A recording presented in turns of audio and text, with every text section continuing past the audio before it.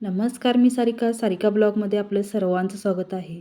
तर आज आपण पाहणार आहोत कडक आणि खुसखुशीत अशी कडाकणी आपण पाहणार आहोत. त्यासाठी साहित्य लागणार आहे 2 वाटी मैदा, 1 वाटी रवा, 1 वाटी पिठी साखर, 1 वाटी दूध आणि मोहनासाठी 2 चमचे तेल.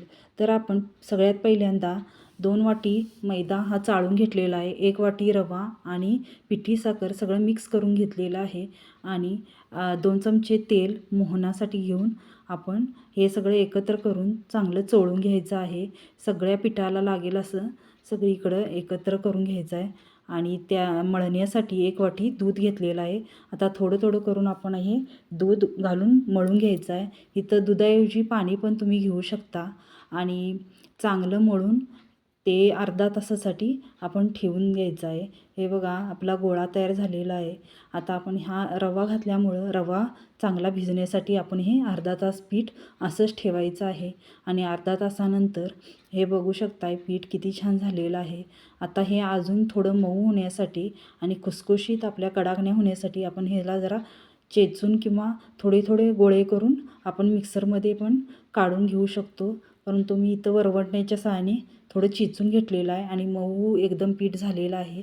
आणि आता ह्याचे छोटे छोटे आपण एकसारखे गोळे करून घ्यायचे आहेत किंवा मोठा गोळा घेऊन चपाती लाटायची आणि टोपणाच्या सहाय्याने आपण आकार उठवून त्याची पण कडाकणी करू शकतो.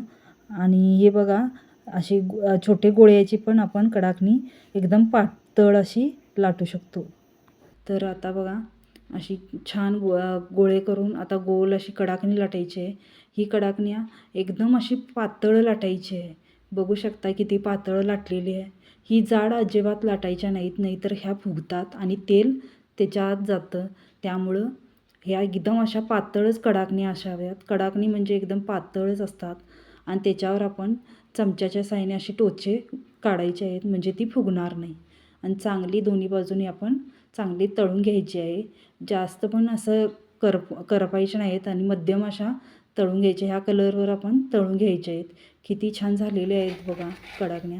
आणि बघू शकता इथं आवाज पण किती कडक असा आवाज यायला लागलेला आहे. आणि कडक जरी आवाज येत असला तरी पण एकदम खुसखुशीत झालेले आहेत या आणि खूपच छान झालेले आहेत.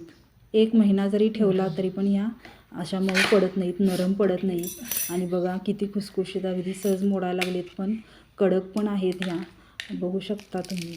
आणि अशाच तुम्ही या कडाकण्या करून पहा आणि चॅनेलला लाईक शेअर आणि सबस्क्राईब करा. धन्यवाद.